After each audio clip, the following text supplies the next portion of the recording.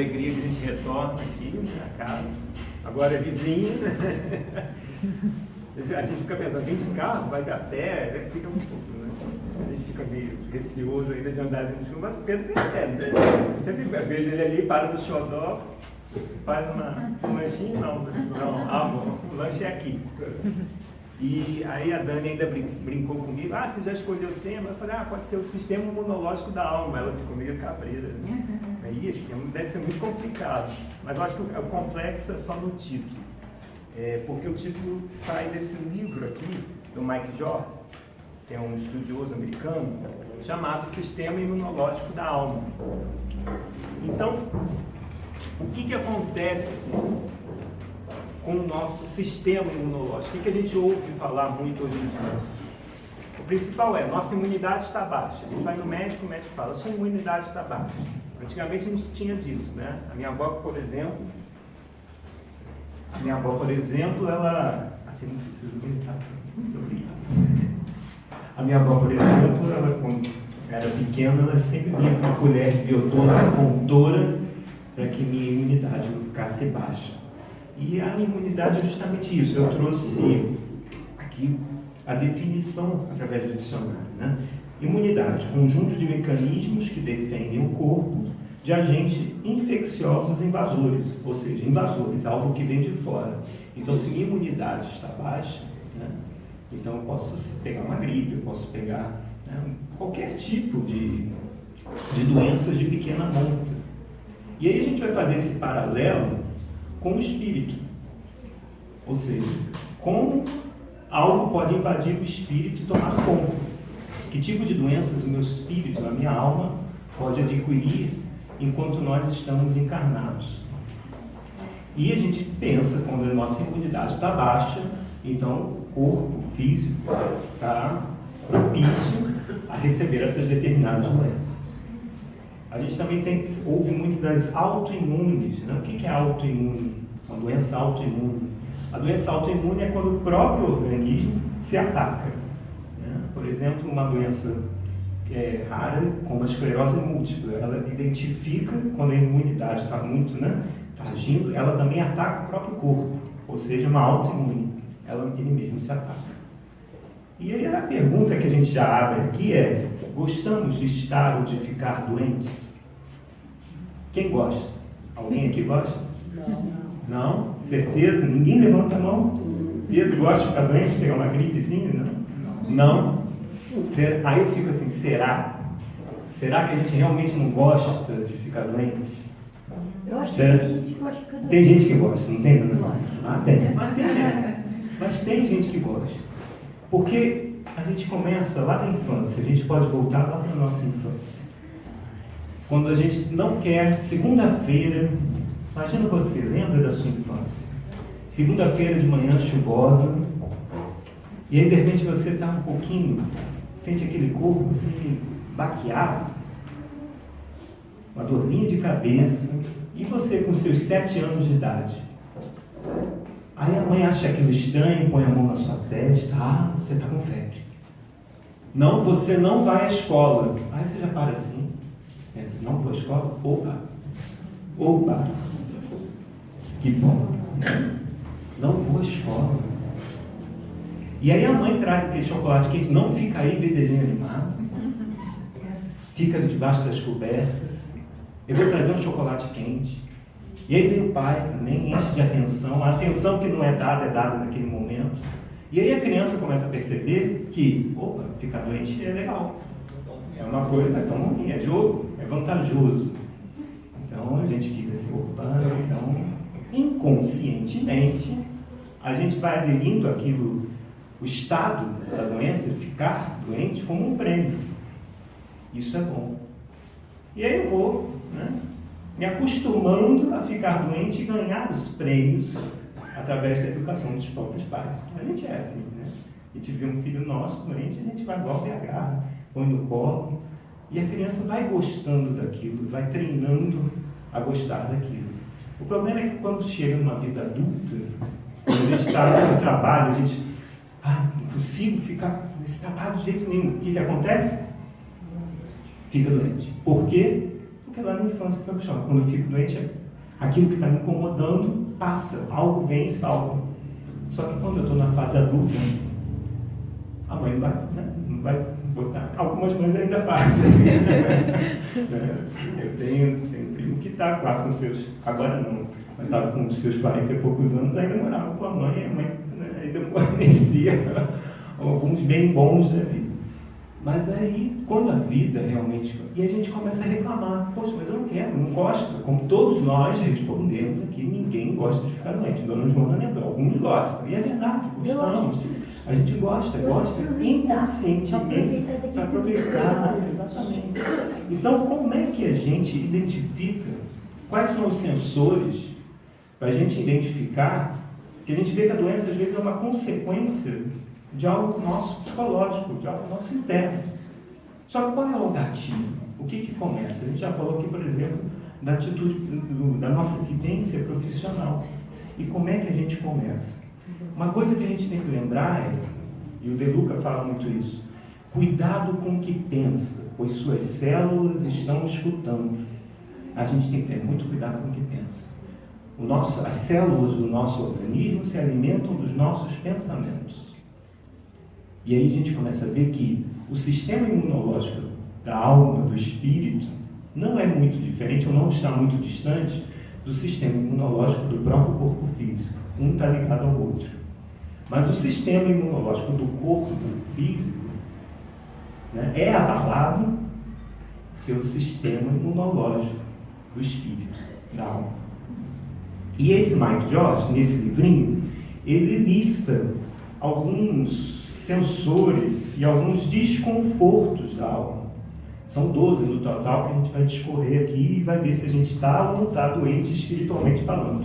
Se a gente não sofre alguma baixa de imunidade, alguma gripe no espírito. E a gente vai saber quais são as gripes da alma, quais são as gripes do espírito.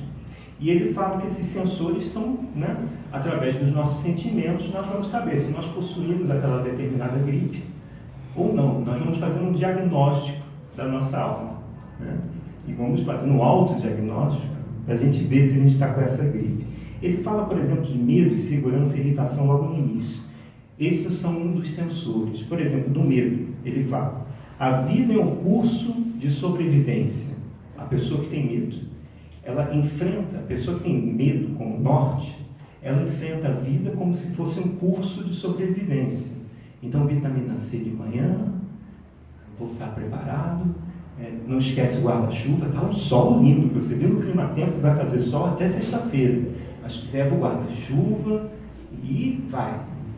Eu costumo brincar que tem pessoa que estaciona o carro em casa de frente para a garagem para não ter que fazer manobra, porque se de noite de passar mal, é só acelerar ali. Ou seja, a vida toda é um curso de sobrevivência. Eu tenho que estar sempre preparado, como se fosse um bombeiro, né? Receber o chamado, estou pronto. Aquela pessoa que tem como norte a insegurança, por exemplo. Riqueza só pode ser medida com dinheiro. A pessoa que é muito insegura, ela se apega a questões financeiras. Ou seja, eu sou inseguro, sou uma pessoa insegura. Então eu tenho que prover, eu já estou pensando com meus 30 anos na minha aposentadoria. Como é que eu vou me aposentar? Como é que eu... Né? E aí tudo é... E aí a gente pega e recebe aquele checklist da humanidade, que é o checklist da felicidade, da vida mundana, da vida material. Você tem que ter um carro, você tem que ter uma casa própria. Não satisfeito, você tem que ter mais um carro. E a gente vai achando que isso é fator determinante para eu ser feliz. E não é. Eu tenho que fazer meu estudo superior, eu tenho que fazer minha pós-graduação, eu tenho que fazer judô, karatê, isso com as crianças, né? Espanhol, inglês.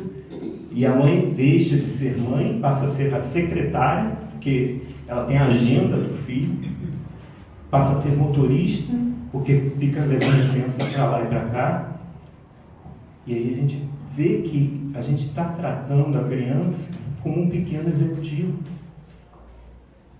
E isso é a pessoa que tem como norte a insegurança. A pessoa tem que ter um sucesso. Eu gosto muito do que o Rossandro fala, que tem alguns pais que dizem assim: Meu filho não vai passar por o que eu passei. E ele logo em seguida diz: quando aquilo tudo que você passou fez você ser a pessoa que você é hoje. A vida toda a gente foi lutando e ela foi exigindo de nós personalidades, sentimentos para tratar daquele momento difícil, que a gente considera difícil. Meu filho não vai passar por essas dificuldades. Mas aí nosso filho vai ser quem? E, por exemplo, a pessoa que tem a irritação como norte dentro da alma, a mesa deve ser posta exatamente como eu gosto. Se não estiver, faltou um talher, Segunda Guerra Mundial dentro de casa. A gente gosta de falar também, o que adianta a pessoa ser um excelente profissional na empresa, chega em casa, o filho derruba um copo de suco na mesa, pronto. Está vendo? A culpa é sua. Esse seu filho, o filho deixa de ser nosso. Né? Seu filho, tá. Então a pessoa tem como lema a irritação. Esses são casos mais graves, quando a gente vê que a pessoa não está com uma simples gripe, né? Mas aquilo já se tornou tão forte, tão enraizado dentro da pessoa, né? Que é difícil a pessoa enxergar que está com aquela determinada doença, a irritação, o medo, a insegurança, dentro da própria alma. E o primeiro problema, a gente vê como é que está a nossa imunidade, é o desconforto do vício. Né? Eu devo ter mais. E a gente tem diversos e variados vícios. A gente pode ir dos vícios mais fortes, como o fumo, o tabagismo, a questão do alcoolismo. Isso no campo material. Mas no campo espiritual? Quais são os vícios que nós temos espiritualmente falando? O que a gente é mais viciado? Eu gosto muito quando o Augusto Cury fala no que a gente está mais viciado e a gente não percebe. Pensar. O pensamento é um vício. Ele fala isso, mas peraí, como assim? Pensamento um vício? O problema não é pensar, é como a gente pensa. E a gente vive o que ele chama de SPA, Síndrome do Pensamento Acelerado.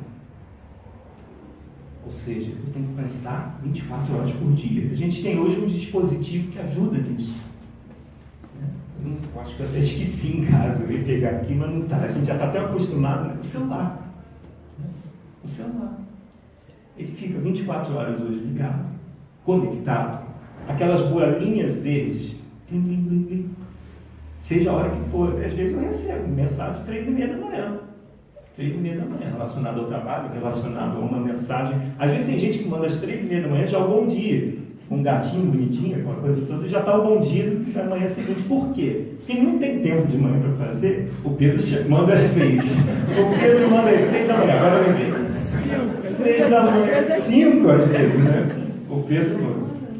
Mas ele manda umas coisas, né? Legais. Se mandasse coisas políticas, eu te bater. Só que... Então, aquilo vai deixando o nosso pensamento acelerado. Não paramos, não conseguimos parar de pensar. A questão de jornal, tudo, vai deixando o pensamento acelerado. E a gente está no momento, e a gente vai no médico e se fala, você está estressado? A gente senta no médico e diz, olha, você está estressado, você está ansioso. A sua linguagem corporal diz isso. A gente já fica assim, meu Deus, onde ele está vendo isso? E a gente sabe intimamente que estamos. Mesmo que a gente não esteja a 130 km por hora, mas a gente está avançando alguns limites. Isso tem a ver com o pensamento. Aí a gente escuta assim, eu venho na palestra, eu durmo. Aí a gente pensa, é obsessor. Tá? Vai lá pela sua obsessão, porque se você está dormindo na palestra, tem coisa aí que não é legal. Tem outros que são mais light, né? Não, meu filho, você está em desdobramento. É bonito isso. Você está visitando os planos espirituais, os trabalhos da casa no campo espiritual. Quando pode não ser nenhuma coisa, 90% não pode ser nenhum obsessor, nem outro, nem desdobramento nenhum. Agora, quem é que consegue ficar 1 hora fazendo uma coisa só aqui dentro? Quem consegue? Por que a gente dorme? Porque a gente não é acostumado a sentar e fazer uma coisa, focar, prestar atenção. Porque o pensamento agora, muitos de nós, está pensando na conta de luz que vai pagar a segunda, está pensando se deixou a porta aberta, se não deixou. E o pensamento está, a mensagem, será que respondeu? Ai, vai responder no meio da palestra. Então a gente fica. E se a gente não está assim, e resolveu, não, eu vou hoje prestar atenção na palestra. E é assim, porque o nosso pensamento está acelerado. Eu ouço muito dizer, não, eu ouço as palestras do Haroldo enquanto trabalho. Enquanto eu estou dirigindo, eu ponho no carro. Eu estou no meu ônibus, eu ponho no fone de ouvido. Ou seja, está fazendo alguma coisa em paralelo. Agora, quem realmente, aí eu pergunto, quem realmente em casa pega uma palestra qualquer do Rossando, por exemplo, vai sentar e botar, estou fascinando eu ouvindo a palestra do Rossando. Não, tudo bem, tá. Mas quem vai sentar, colocar a palestrinha lá do Rossando e assistir, ficar olhando para o celular ou para a televisão, para o computador, e ficar lá 1 hora, 1h20 e ficar. Vai dormir também. Porque nós temos o problema do vício, e o vício de pensar, e o vício de fazer coisas multitarefas, né? O computador hoje é conhecido por ele ser multitarefas. Você abre várias janelinhas, né? Então você está pesquisando na internet, você está escrevendo um texto, está mandando um e-mail, e você está com aquele monte de chavinha. Só que nós não somos assim, nem podemos ser assim. Eu fico pensando se Kardec tivesse o WhatsApp. Você já imaginaram? Uma coisa ou outra. Ou ele não teria lançado toda a obra. Já imaginou Kardec com o WhatsApp? Ou ele não teria lançado toda a obra, ou ele teria feito muito mais. Porque é o uso, é a forma de uso. É a forma de uso. Mesma coisa Paulo de Tarso. Se Paulo de Tarso divulgou o Evangelho como ele divulgou, sem WhatsApp, sem computador, sem e-mail, só com camelo, gente, aquele homem fez o que fez. E aí o segundo, desconforto da alma. Cegueira. Será que a gente vive o desconforto da cegueira dentro do espírito? E ele relata uma seguinte frase: isso pertence a mim. A cegueira tem muito a ver com o apego, a posse. A gente tem posse relacionada ao espírito? Para mim, posse só é material. Temos. Meu pai, minha mãe, enche a boca, meu filho. Só que quando o problema aperta, sua mãe, eu estou falando com meu irmão, sua mãe está lá, ó. A mãe deixa de ser minha. Teu pai está lá, com aquele problema, continua com aqueles mesmos problemas. Só que quando a gente tem um apego fora dos limites, a gente passa a ser cego, a gente não enxerga nada a não ser aquilo que a gente quer.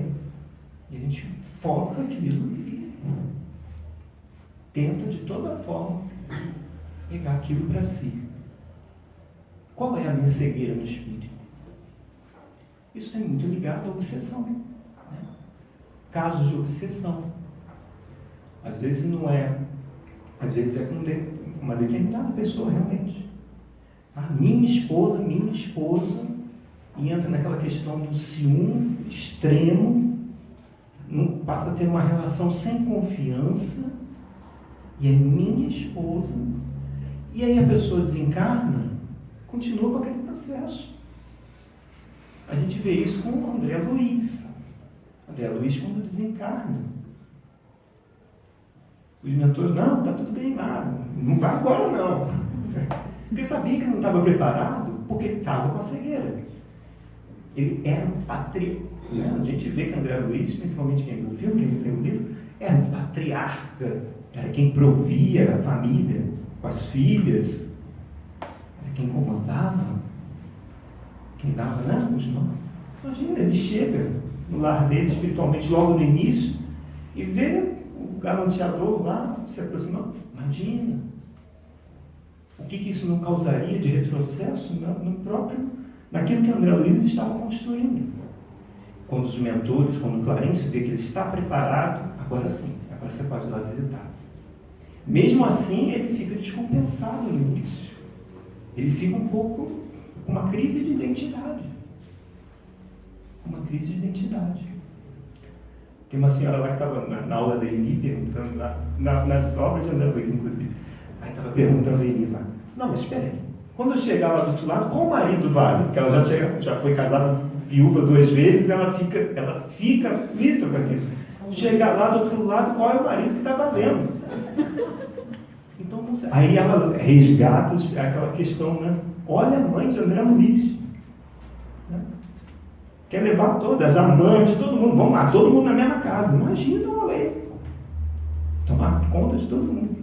As amantes do meu marido, todo mundo. Então, é isso que ela faz. E quando a gente vê que a compreensão é da família fraterna, da fraternidade, Jesus ensina isso na cruz. Jesus, eu acho que é o único espírito, né, que ainda crucificado está ensinando. Olha para a mãe, Maria, mãe, eis aí o teu filho, apontando com a cabeça para João. Filho, falando com João, eis aí a tua mãe, mostrando o processo de família universal. Então não é o marido, somos todos irmãos. Pode estar casado com a pessoa há 50, 60 anos, é irmão. É irmão. Aí a gente segue para um outro desconforto da alma. Será que a gente tem problema cardíaco do espírito? O problema do coração, o desconforto do coração na alma é: eu perdi algo muito importante. Repara só, quando a gente perde alguma coisa, dá aquele... Perdi meu celular, então, meu filho, cadê meu celular? Né? Isso no campo material. E a gente fica desesperado, o coração acelera, a mão começa a suar.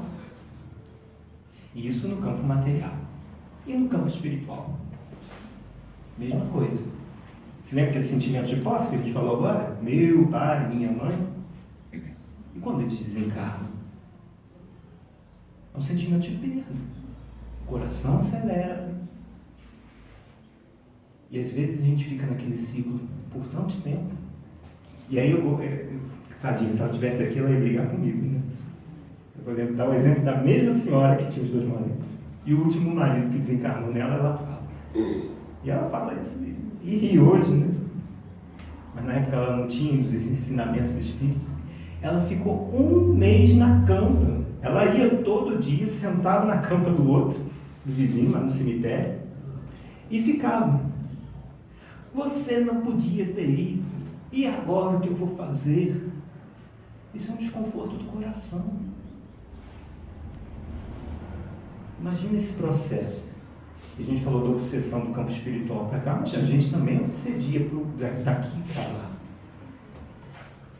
A pessoa ficou 1 mês, 2 meses nesse processo de ir diariamente no cemitério para puxar a orelha do marido. E não era para falar que estava com saudade, não. Era para puxar a orelha. Você não devia ter ido. E hoje ela tem uma compreensão melhor. Ela põe a mão na cabeça. O que foi que eu fiz? Ela já está se sentindo redimida. E pode ser, se eu perco a minha saúde, se eu perco financeiramente, eu estou, né, sem poder colocar comida em casa. Isso vai dando desconforto no coração da alma. Então a gente tem que começar, e aí que é o exercício de evangelho, de boa nova mesmo. Pegar Jesus, o que Jesus fala nesse momento? Que eu tenho que fazer. Ele é o modelo e guia. Se ele é o modelo e guia, ele deixou todos os passos. É que às vezes a gente não enxerga, estamos cegos. Além da dor do coração, a gente ainda está cego. Então a gente tem que ir na busca, buscar o que ele fez, que eu vou tentar refletir hoje na minha vida. Aí segue com outro desconforto. Paralisia. Parei de andar. Estou paralítico. E na questão da alma, como é que a alma paralisa? Como é que a alma fica paralítica? E ele traz em paralelo o medo. O medo é que paralisa. O medo é que para. Quando você sente medo, ou você para ou você segura nas canelas, ou você foge. E ele fala assim, algo terrível está prestes a acontecer. Quem não pensa isso? A gente vive esse momento, todos, isso eu garanto, todos vivemos isso. Algo terrível está prestes a acontecer. Desde o âmbito nacional, quando a gente fala do Brasil,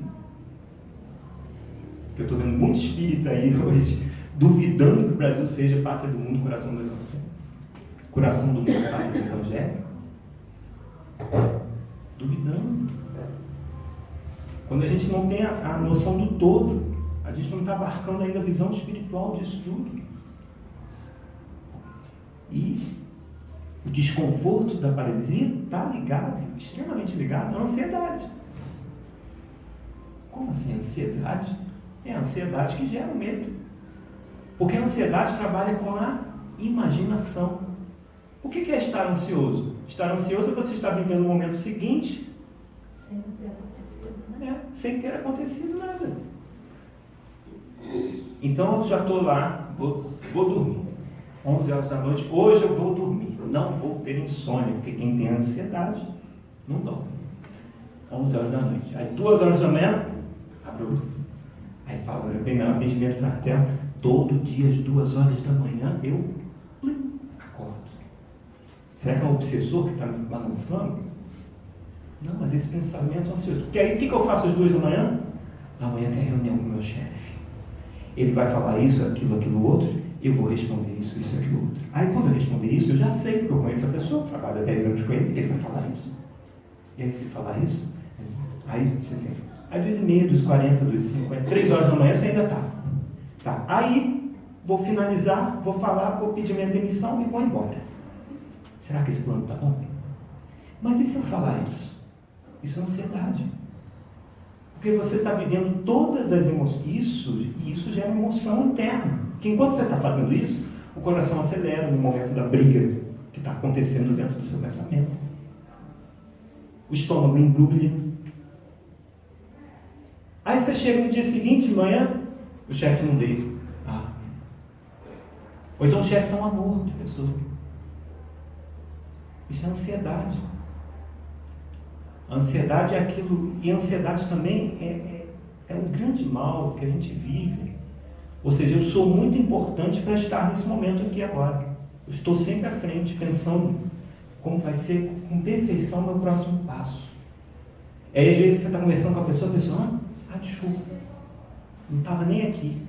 Por quê? Porque estava no momento futuro. E é um momento futuro que não pode ser vivenciado hoje. O hoje, vive agora, vive hoje. Quem vive problema de insônia, não sei se alguém aqui pode sobreviver,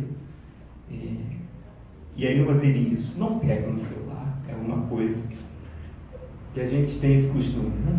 Acordou, aí já automaticamente vai ver a hora, no que vê a hora já desliza o dedo, vamos ver.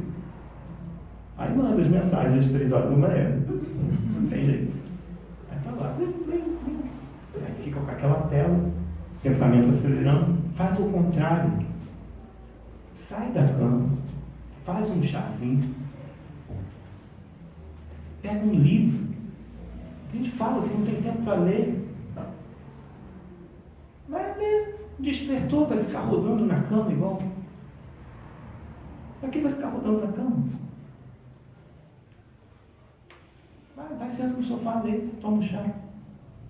Já que a gente fala, e a gente não fala isso? Não consigo ler, porque eu leio 5 minutos. Então pronto, achou o remédio. Perfeito. A gente tem que ter essas, né? Encontrar os gatilhos.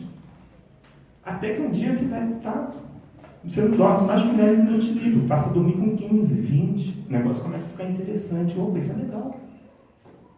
O único vício que a gente tem que ter é o da leitura. E esse é o medo, né? O desconforto da paralisia. Outro desconforto é o da insanidade. A gente fica insano, fora de controle. Eles deveriam fazer o que eu quero. Essa é a frase que ele traz. Eles deveriam fazer o que eu quero. Ou seja, eu tenho que ter controle dos outros. Ter controle dos passos de cada um. Meu filho vai ser, sei lá, advogado. Meu filho vai ser advogado. Mas pai, eu quero ser, sei lá. É muito interessante a forma que a gente, às vezes, educa os nossos filhos. Porque o filho, às vezes, a gente introjeta esse pensamento acelerado, a gente fala, é muito comum ouvir isso, nossa, no meio espírita, então, na minha época eu brincava de peão, corria atrás de pipa, não é isso que a gente fala? Hoje essas crianças só ficam no celular. Agora eu pergunto para cada um de vocês, vocês já viram alguma criança entrar na Casas Bahia e falar, sei lá, com 7 anos de idade, entrar na Casa Bahia, moço, me dá esse Samsung aqui, esse iPhone, toma o meu cartão de crédito. É assim que a criança pega, adquire o celular? Não é. Não é. A gente dá o dispositivo na mão da criança, 3 meses depois esquece que deu, acha que ela foi lá e reclama que ela está brincando mais com aquilo do que com o peão, com a bola. Não fomos nós que fornecemos. A gente entra num ciclo meio. E aí, aqui, né? Não, deixa ela com o celular. Ah lá, ficou 2h30 quieta. E a gente começa isso às vezes lá nos 2 anos de idade. Coloca aquele tablet, né, em frente à mesa de almoço, põe a galinha pintadinha, e vai 1h30 do Peppa Pig, 2h30, 3 horas, e está lá, a criança está. Pensamento acelerado. Acelerando o pensamento desde a infância. E aí quando chega com 12, 13, 14, 18 anos, que é a hora, né? Você tem que escolher seu destino. Acabou o colégio. A criança está com crise de identidade. Eu não sei quem eu sou. Porque passou a vida tão distraída. Tão distraída. O André Trigueiro fala isso. O maior desafio do espírito é vencer as distrações do século XXI. Porque é muito fácil se distrair hoje em dia. Por isso que eu falei do Kardec com o WhatsApp. Porque ou ele teria feito muito mais, ou ele não teria feito menos do que fez. E a gente para e pensa. A criança está lá, não sei quem eu sou. E aí o que ela faz? Vai às compras. Como vai às compras? Vai às compras. Cabelo do Neymar, tatuagem de não sei quem, não sei o quê. Aí você vê que ela é um Frankenstein psíquico, emotivo. Ela não é ela própria. E aí com 27, 28 anos de idade, ela, poxa, eu fiz as escolhas erradas. Agora eu sei o que eu quero. E a gente pega um Leon Denis com 18 anos de idade, conhecendo Kardec. Eu não sei se vocês já sabem dessa história, está na biografia do Leon Denis por Gaston Luce. E o próprio Denis que relata, a própria pena de Denis que relata. Como conheceu Kardec com seus 18 anos, se não me engano são 18 anos, se não for isso é um pouco menos. Eles receberam Kardec para fazer, não lembro o nome da cidade, para fazer uma conferência. Não pôde usar um determinado salão, a polícia não deixou. E aí eles usaram uma pessoa que tinha um grande espaço, né, um dos espíritas que tinha um grande espaço dentro de casa, um jardim enorme, aquelas pessoas, e ele na lamparina falando com... A gente vê aqui Kardec sisudo, não pense que Kardec era isso aqui assim, não era. Kardec era alguém com vida. E ele, sob a luz da lamparina, Leon Denis vendo de longe. E aí no dia seguinte deram a tarefa a Denis de entregar os papéis a Kardec, na casa que ele estava hospedado. Ele entra pela casa, entra no portão, abre o portãozinho, Leon Denis relatando, eu acho isso fantástico.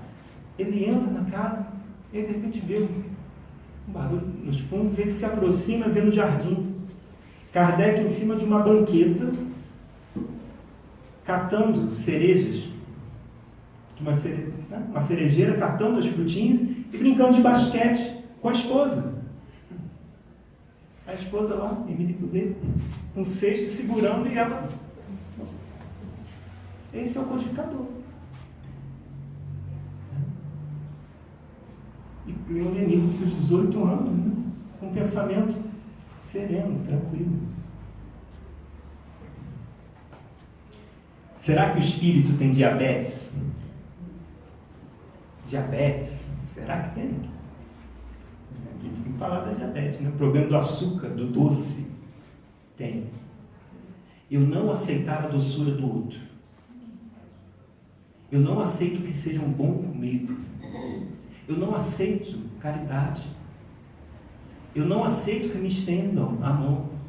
Ou seja, o meu orgulho não permite. Isso é diabetes do espírito. Eu não permitir que o outro seja doce comigo. E às vezes isso é uma forma tal de descaridade que eu não permito que o outro faça caridade. E às vezes a minha diabetes é um grau tão forte que o outro desiste também de fazer o bem. Ah, não quero, também não vou fazer mais. Então a gente tem que se humildar, né? Acho que essa seria a palavra certa. A gente tem que se humildar e reconhecer. Não, agora eu estou precisando de ajuda sim. Eu quero ajuda sim. Né? Retirar essa máscara do patriarca, né? Principalmente dos homens. A gente vê que os homens têm essa maior dificuldade de aceitar ajuda, de aceitar a doçura, de aceitar um abraço. Não, a gente está com uma carapaça, uma coisa dura em volta do nosso coração. Eu tenho que aceitar, ser capaz de aceitar a doçura do outro. Outro problema do espírito. Será que o espírito tem alergia? Fica embipocado? Ah, mas fica. E ele põe a seguinte frase: ah, não, eles de novo não. Tocou a campainha, né? Tocou a campainha, a gente já ouve a voz assim: ah, não. Seu irmão chegou, cunhado. Seu irmão chegou. Falando com a esposa. É aquela alergia ao outro. É tipo, o meu santo não vai com o teu. Ou então, o De Luca fala muito isso, né? Nas palestras dele. Chega a época de Natal, está a família reunida uma semana antes. Não, você traz o arroz, você traz o frango assado, você traz isso aqui. Aí chega aquela irmã que é mais problemática. Ah, você, minha filha, você aparece lá. Aparece lá. E aí aquela irmã que é problemática, que come mais, leva um monte de marmita para casa, não devolve os potes. É a alergia que a gente tem. Guilherme, agora ainda criaram o inimigo oculto, né? Inimigo oculto. Né? Que chega no final do ano, isso é uma perigo, minha filha. Você tem que dar algo que a pessoa realmente... Isso, é uma confusão. É uma confusão. Dá pente pro careca, umas coisas assim. Exatamente. Isso aí. Esse daí tem um light, né? O problema é quando começa a pegar nas dores da alma. Né? Aí é complicado.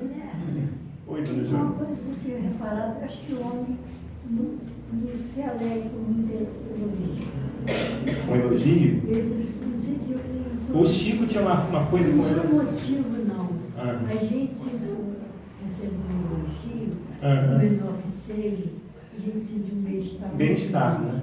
O homem acho que não sente. Não, mas o Chico também não gostava de receber elogio. Sabe o que o Chico falava quando ele era elogiado? Chico Xavier falava o seguinte: eu recebo os elogios como algo que eu vou ser um dia, algo que eu tenho que conquistar. Todos os elogios dirigidos à minha pessoa é algo que eu vou conquistar um dia. Mas a gente tem na família a pessoa, né? Esses problemas de dar alergia, de não aceitar essa questão da doçura, como a dona Joana falou, e também de incontinência. A gente não tem incontinência urinária? O espírito também sofre de incontinência. Como que o espírito sofre de incontinência? É aquele assim, sabe de uma fofoca aqui? Pode deixar, vou guardar segredo. Aí já derrama aqui. Não consegue ficar com a boca fechada. Se lembra do filme lá, a Aguinha Santa do Chico, aquela questão da Aguinha Santa? Põe água na boca e não engole. Esse é o remédio para a incontinência do espírito. Ou então eu posso chamar dos datenas da vida. Tem um monte de datena espalhado nas famílias, nos ambientes de trabalho. É aquele que gosta de dar a notícia, né? Com maior... Você sabe o que aconteceu, minha irmã? Sabe? Aí tu fica assim, meu Deus. Você lembra da fulana? E com aquela expressão, só falta aquela canetinha do Datena no bolso. E a gente tem que saber usar o crivo. O que eu passo? O que eu seguro? O que eu... Isso às vezes é difícil. Porque quando, né? Mas a gente lembra do Evangelho. Só fale as qualidades. Só fale das virtudes. Como você gostaria de ser lembrado? Nós sabemos, né, que uma nuvem de testemunhas nos rodeia, como lembra Paulo. Se uma nuvem de testemunhas nos rodeia, o que nós estamos fazendo sozinhos, às vezes em determinado momento, com o nosso próprio pensamento? Será que nós gostaríamos de ser lembrados daqueles momentos que a gente errou na curva? Porque o mal vende. O mal chama atenção. E André Luiz diz que o mal não merece comentário em tempo algum. O mal não merece comentário em tempo algum. Então fale bem, fale das possibilidades de crescimento daquela pessoa. Defenda a pessoa.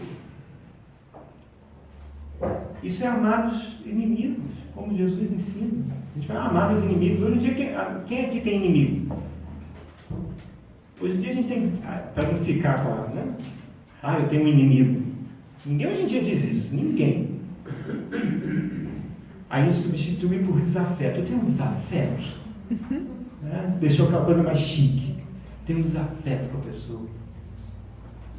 Então, aquele que você tem desafeto, chega em casa, pensa em todas as pessoas, não inimigas, todas as pessoas que você tem um desafeto, e lista as virtudes dessa pessoa, escreve as virtudes dela.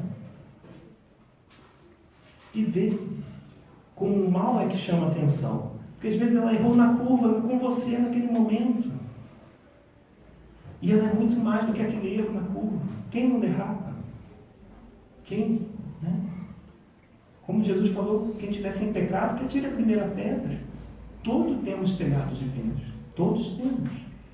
E, além da incontinência, nós temos o desconforto da indigestão.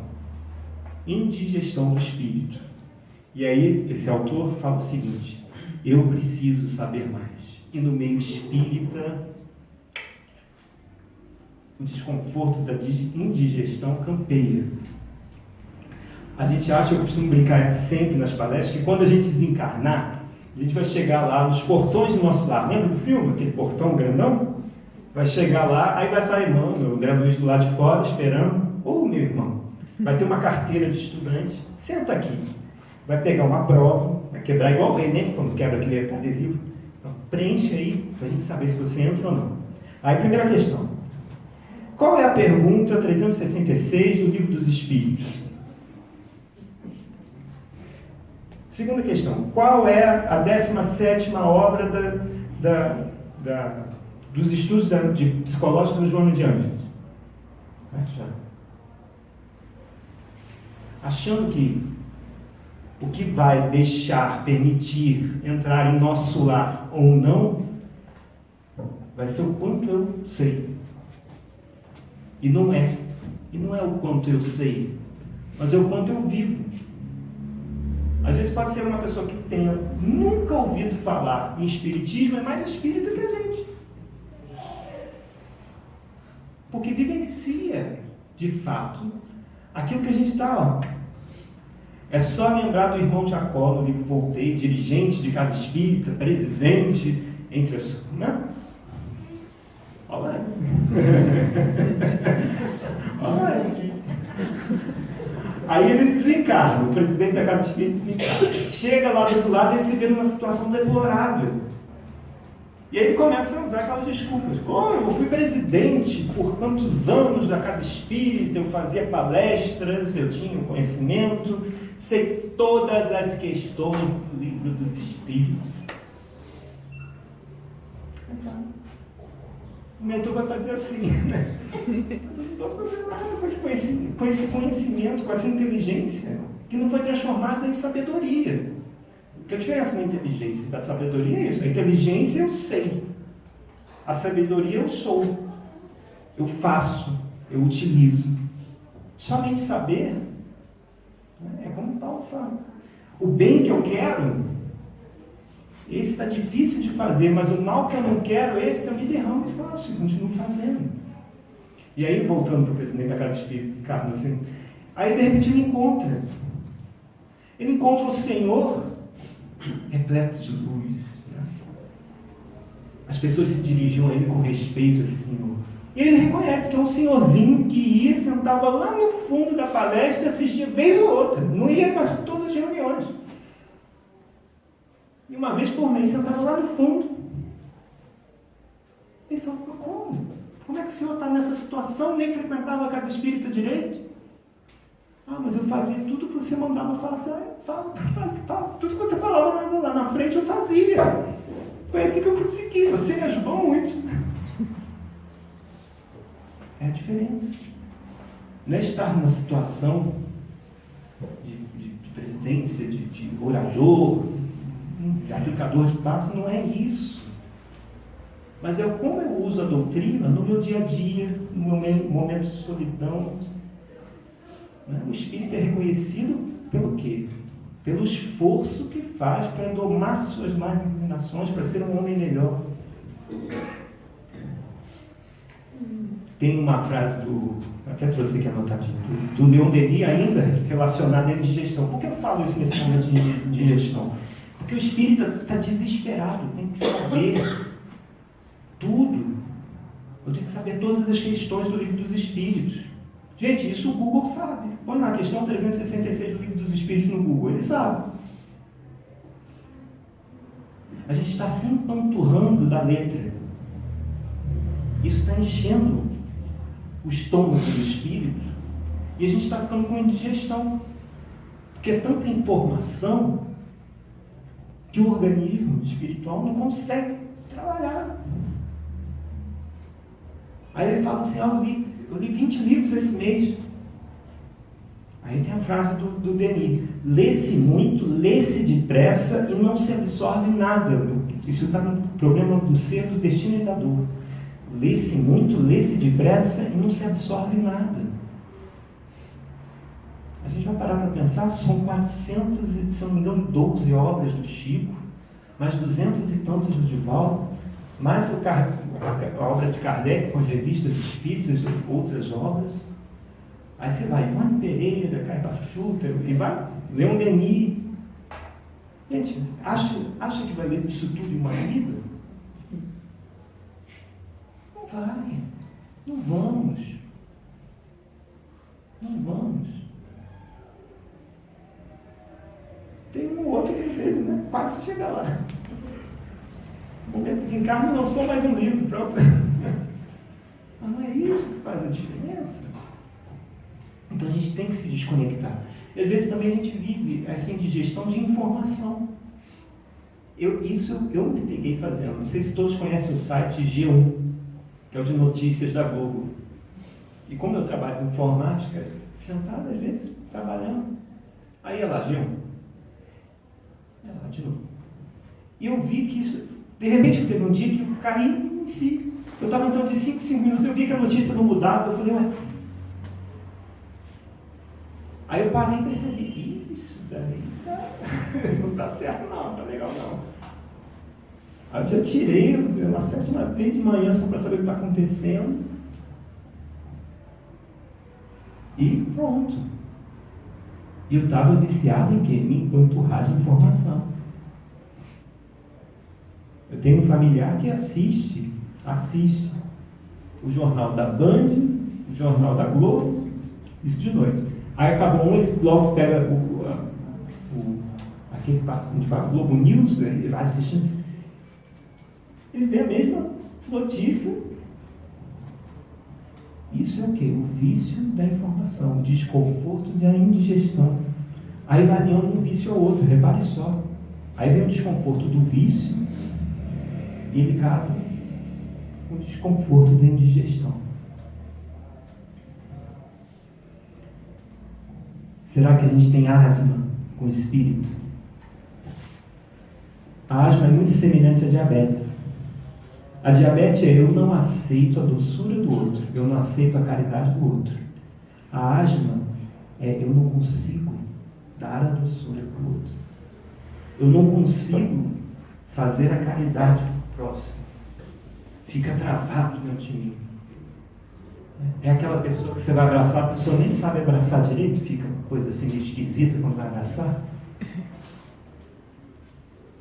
O Sérgio Lopes, que é um palestrante lá do Sul, ele conta uma história que ele é psicólogo e ele ia a pé para o seu consultório. Todos os dias ele ia de manhã e aí ele reparou, né, que tinha uma barbearia e o homem estava sentado do lado de fora, tomando seu solzinho, mas você via que era um homem bronco. Ele falava, vou dar bom dia. Bom dia, meu irmão. O homem nem tchum para ele, nem olhou para a cara. Aí o Sérgio Lopes, né, veio aqui.